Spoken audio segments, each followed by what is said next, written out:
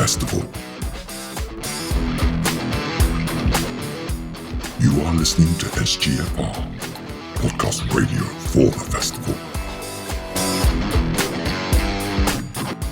Now broadcasting highlights and top picks, your tasty, tantalizing tease for this coming year.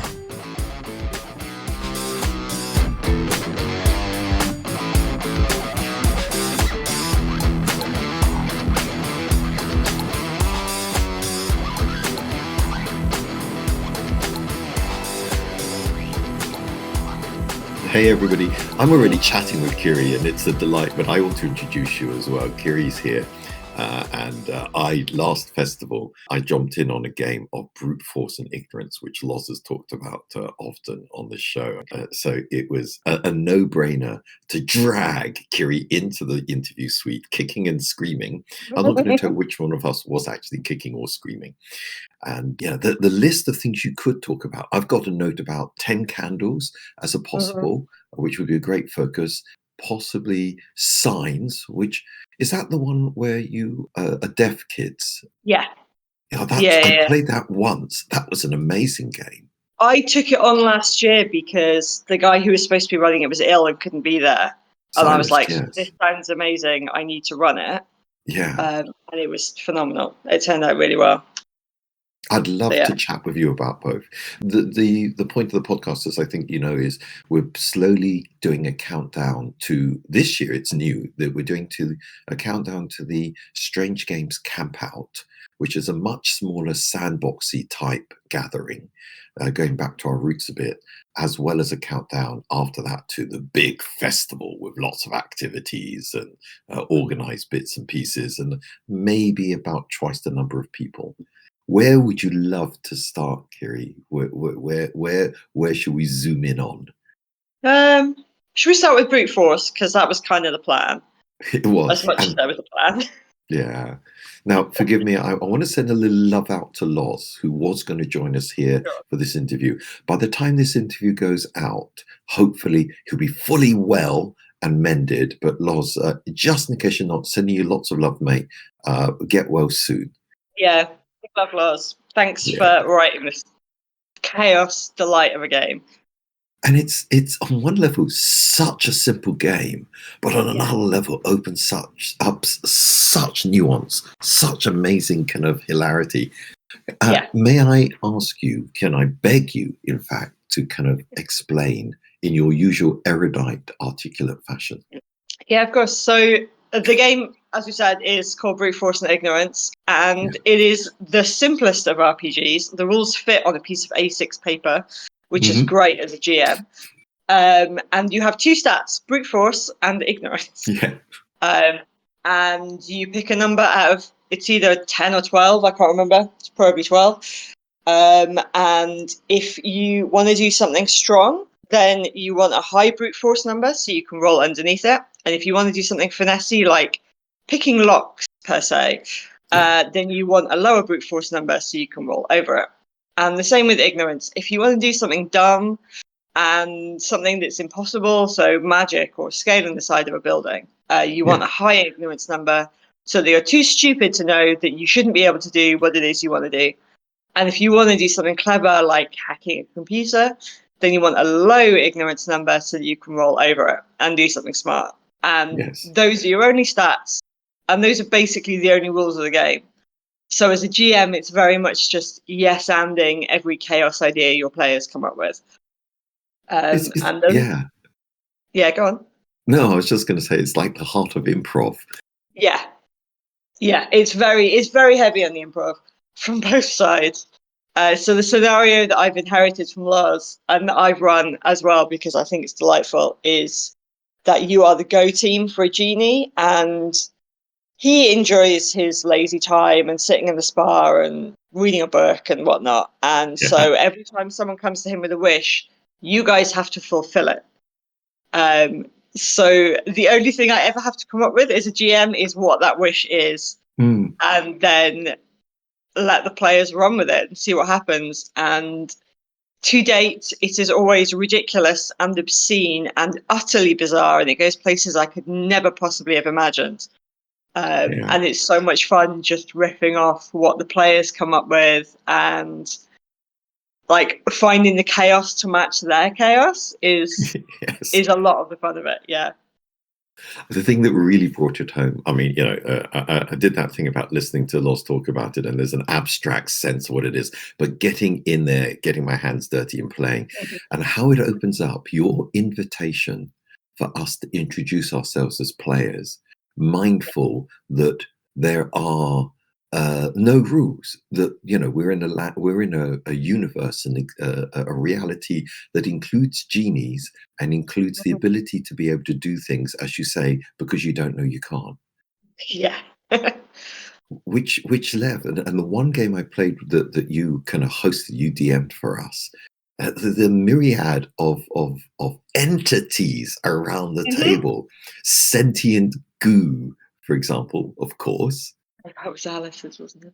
I got a feeling yeah, I love that element of like you can be whatever you want to be. And the sentient goo, I think the first game I played, we had a person who was just a normal person who didn't know why he was there, and we had a unicorn, and we had a crow that could talk, and an imp, and it just, everyone just picks a thing at random out of thin air. The one I ran for some friends recently, we had a sentient candy cane, because why not? Why not? Oh, of course, yes, you were telling me a little earlier about running a kind of Christmas themed one. Yeah. So Santa doesn't want to deliver his presents, so everyone else has picked it up. One of which was a candy cane. Yeah, very fun. That makes a lot of sense, doesn't it? I mean, coming back to the experience I had, I got a memory that there was a crayon, another sentient crayon, kind of working around the game as well. Yes, like drawing cartoons and things to yeah, and the cartoon character, I think, in the same game.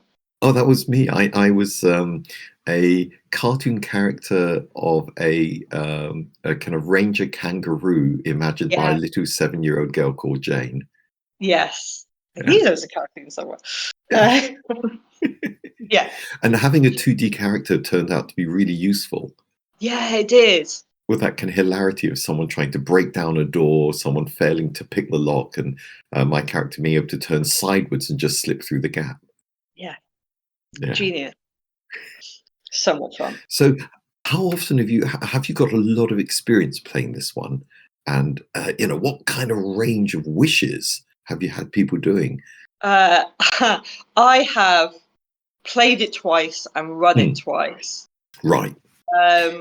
In which case, it's Santa not getting his wanting presents done. It was one of them. There was the one we did, and I can't even remember. Oh, my wish for that one was fame. I wish to be different, highly sought after, and run after by 3:00 in the afternoon. Yes. Which I took from Rudyard Kipling's Just So Stories and the sing-song of Old Man Kangaroo, because it amused me. That's brilliant. Because the phrasing is delightful. And I think the two I played with Loz, one was someone wanted to be the most famous person in the world. Yeah. And one wanted to be the wealthiest person in the world, I think. Yeah. So super simple wishes, but you can go anywhere from there. This is true. It reminds me of that explanation of what Cthulhu's like, or some sort of god. And I'll see if I can remember it. It's like explaining it. It's like suddenly discovering that a small colony of ants has managed to spell your name in the dirt. So it catches your attention. And it turns out the wish from one little ant who's managed to do that is to make another ant fall in love with him. Yeah. And you don't know how to do it. So you basically kill all the other ants, leaving just the two tiny ants there. And there's one ant thinking, oh my God, what have I done? Exactly. So the interpretation of the wishes, which invariably I understand was wrong. I mean, we accidentally ended up completely murdering the chap who made the wish, as I recall. I think so. And the first one I played, we initially burnt down Brighton Pier, the new one, not the one that's already burned down. Yeah. And then we put the Wishmaker and the Queen on the moon and blew up the rest of the world. I don't remember. It ended it ended with a lot of exploded people. Oh dear. Has it ever got serious? Because I know improv is not just comedy. Sure, comedy comes out of improv naturally, but some powerful improv I've seen has been really, really serious theatre, like doing forum theatre, like really tackling some major real issues, human issues, because we think we're important. What about in this? Has it ever got serious on you? No. That was an easy question. It was a really easy question. It has never Yeah. it has never gotten even vaguely serious in any way, shape, or form. It is the most ridiculous, hilarious chaos game Yeah. I think I've ever come across. I'm not sure you could make it serious unless you wished for something particularly serious. But even then, I suspect at least the people I play it with would find some ridiculous way of fulfilling the wish. It's a tonic, really, I Mhm. suppose.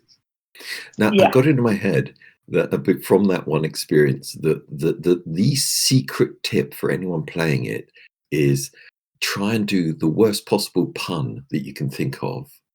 Mhm.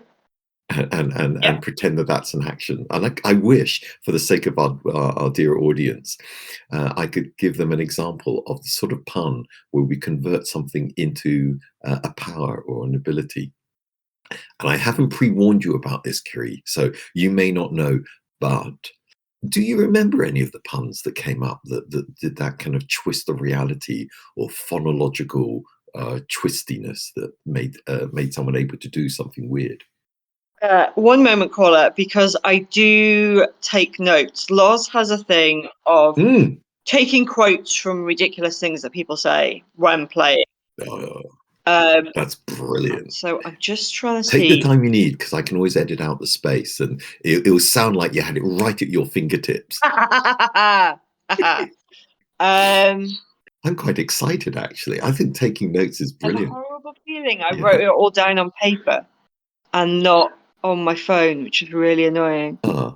Damn it. I know you had to report back to Loss. I mean, at the end of the I game. did. Oh, actually, there we go. Yeah. I can probably pull it from my Discord chat with Loz. Because he always writes down the ridiculous things that we all say. So Interpretations of being popular, for example, what it is that made someone unusual. What defines you popular? Yeah. Well, that was kind of what we did. Was she wanted to be the most popular person in the world, so we blew up the rest of the world. It's kind of the ants thing again, I suppose. Of like, how ridiculous can we possibly make this delightful? For your Santa game, for the present delivery thing, how did people solve that one? It ended up along the lines of they kidnapped Tom Hanks from the Polar Express and got him to drive the sleigh because he knew how to get from one place to another place. And we had one player reindeer, so he was like pulling the sleigh. Right. That's good. And it's just a flavour. Are you coming to the camp out? You'll definitely be there for the festival, though, won't you? Oh, I'm coming to both. I'll be at both. Oh, brilliant! And do you have any intention of running brute force and ignorance at all? It depends if Loz is there or not. Fair point. Because if Loz is there and is running it, I will probably play. Yes. But if Loz isn't there, then I will probably run it.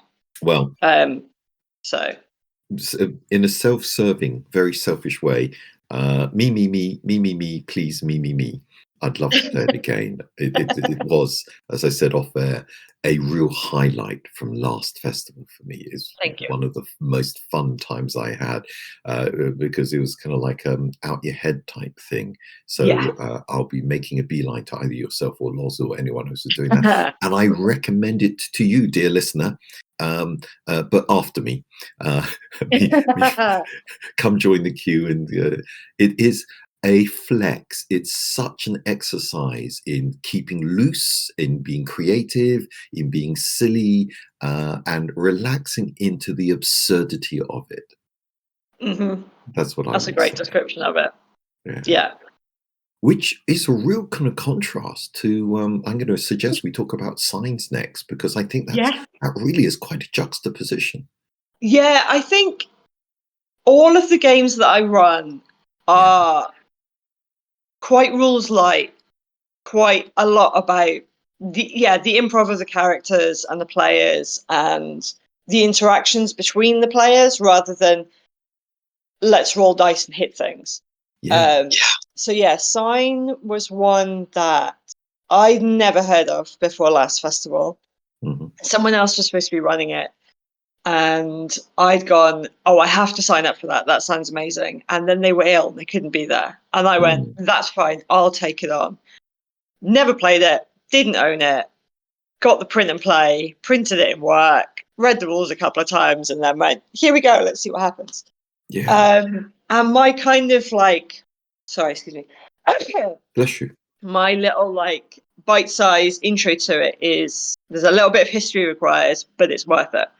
So back in 1970 or the 70s in Nicaragua, there was no formal sign language. So if you were deaf, you might have some signs that you've made up with family or friends. You might lip read, but you had no easy way of communicating with other deaf or hearing people.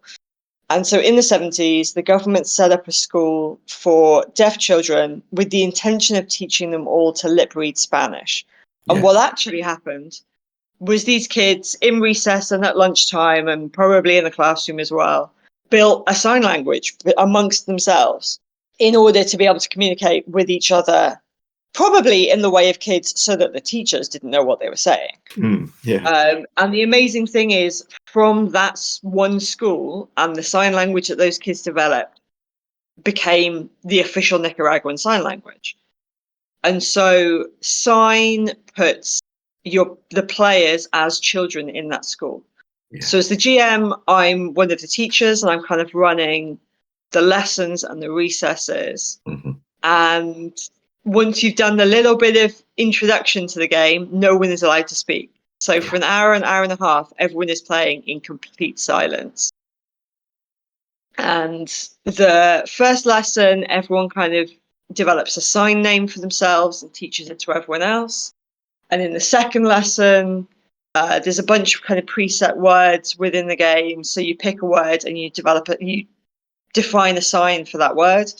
And then in the third lesson, you pick a word of your own and develop a sign for it. And then in the fourth lesson, every character card has a dream on it of what that child wants to be when they grow up. And in using only the signs that you've developed as a group, you have to tell the other players what that dream is. Yeah. And the last time we played it, we got to the point of people being able to say that they wanted to write children's books about dinosaurs in a sign language that we've made up in the last hour and a half.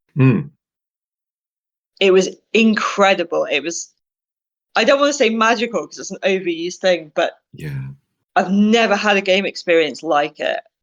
It was phenomenal.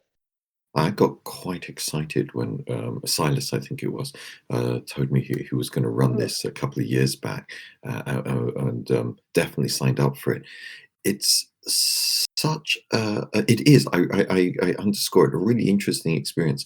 In the one we did, he invited us to make a little ink mark, a washable felt tip mark on our wrists every time we got a bit frustrated. Yes, I remember that. Yeah.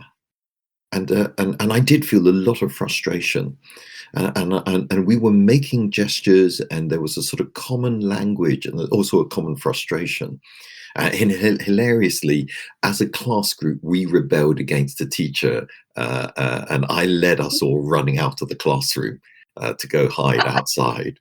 And then Derek, who was he's the one who got blamed for it. So he got the teacher put him to one side and sat him down in punishment. And as an act of solidarity, we all just went and sat with him. It was just kind of amazing that we had this little kind of sub community developing around it. That's amazing. And in the debrief afterwards, I can remember trying to discuss how getting nuance was really difficult. really, really difficult. Oh, sure, we only had an hour and a half to start with, but trying to sign a subtlety, a degree of the difference between being abandoned and abused by your parents or just being slightly neglected or slightly ignored. Mm-hmm. It was really hard to try and Yeah. sign the difference between that. How was your experience? So my players, Yeah. were a lot more playful about it. So they were, because when you're signing, you have to be looking at the person you're talking to because you have to be able to see their hands. Yes. There was a lot of stuff going on out of my eye line and people like whispering in inverted commas between each other and then like Yeah. pulling faces at me or whatever. So they were really playful with it, which was lovely. And then I think my favourite part was actually post game, which was we played it on a Saturday at festival, and then for the whole rest of the weekend, whenever we crossed paths around camp, we signed hello to each other with our sign names for like the whole weekend. And it was just a delight because we must all have looked absolutely bonkers. Like mine, I quite often wear my hair in two plaits. Yeah. So mine was a gesture like my hair. Yes. So we were just sort of doing that to each other, walking around site, and people who hadn't played the game must just have been like, "What is going on?" So it was really fun then to have that little like secret language for the rest of the weekend for just the 6-7 of us that played the game. Yeah, you developed up your own language, your own lexicon, the kind of a secret. Yeah. And that point about your hair, I think, is fascinating because if I'm really honest, and I don't mind anyone knowing this, I am going deaf in one ear. It's really irritating. And so I was toying with whether to learn sign language, but because I'm retaining hearing one ear, I'm actually learning to lip read. But that's not the point I'm trying to make. The point I'm making is when I looked at BSL, British Sign Language, the words and the gestures were not words as we put together in a sentence. They were large lump ideas, like Kiri double braids, and hilariously and slightly problematic, Prince Charles, as was, is a signal to indicate you have two really big ears. And the kind of symbols that indicate racial differences were very clear, but in a different domain were incredibly racist. Yeah. And so it was fascinating to kind of see how we have to, if you're using a visual language like that, how it draws on the stereotype, how it draws on these big gestures. Yeah. I think the thing that I really love about it, though, is that as with the sign names that we developed for ourselves in the game, in BSL, and most sign languages that I'm aware of or have interacted with, everyone has a sign name because you don't want to be spelling out your name every time you want to use it or someone wants. But you don't give yourself your name. Someone else gives you your sign name. That's cool. It's like a nickname. Yeah. But then you can persist in using it for years. So I work at the National Theatre and we did a semi-integrated BSL show for the Importance of Being Earnest before Christmas. Yeah. And we had a couple of people come in when we were developing it all and were sort of guiding us through how we could make it as clear as possible. And one of the people that come in to kind of do that, his sign name was Superman. Because was Spider-Man, was the web slinging gesture. God, that's even better. Because he's been obsessed with Spider-Man as like a 5-year-old. Yeah. And as a like 30-plus-year-old man, that's still his sign name because it's stuck. No pun intended. Yeah, good. And it was delightful. Like the kids he was at school with had given him that sign name and he'd kept it for 20-plus years. It's really fun. It is a delight. It's quite a on one level. It's kind of like a serious game. It's a very thoughtful, contemplative game. These are my opinions. I emphasize that. So tell me if you have a different feel. And I say this really for anyone who's thinking of playing it. I would hesitate to play it again, having had the experience. But I am really, really glad I did play it that first time. I genuinely think it's one of the most beautiful games I have ever run. Yeah. Like I said, I used the print and play version because I took it on about a week before festival last year, and have since bought the hard copy version, which delightfully donates a chunk of the profits to deaf charities in Nicaragua, which I think is really lovely. Yep. And I intend to run it or play it like every festival in the future. It was beautiful. I highly recommend it. I really highly recommend it. Beautiful is a good word for it. Contemplative, beautiful, poetic, in a non-verbal language. Mm-hmm. And I think for the kind of ways of breaking us out of certain lazy is not the word, habits of communication, I think it's very thought-provoking. And anyone who wants to kind of stretch their creativity, I'd recommend it for that as well. Yeah. And it was a lovely, calm moment in the festival as well, because it's set, like, it's within a set time. I think there's like specific amounts of time for each class and each recess. So an hour and a half and it's done. But for that hour and a half, you're isolated with this little group of people. You're not speaking. You're not doing anything in a hurry. And it was a really nice kind of pause, I think, for a lot of people. And it was really nice because most of my players didn't know each other. Yeah. So there wasn't anything, there weren't kind of little known gestures to build on. Yeah. So everyone had to get really close really quickly, which in a festival of 500 plus people is really nice then to have that moment with 6 or 7 other people. I think that is a very, very wise, very kind of apt comment. It's interesting because, like, although it's a moment of calm because of the silence, it's also, I would dare to say, a moment of intensity. For me, I was using a part of my brain that was sort of, that had been buried a bit, really kind of trying to be aware of a different kind of awareness.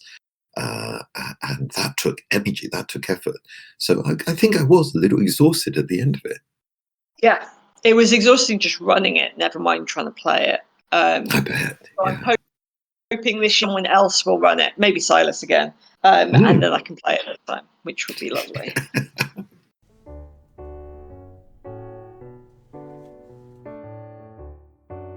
You've been listening to SGFR, the podcast radio channel for the Strange Games Festival.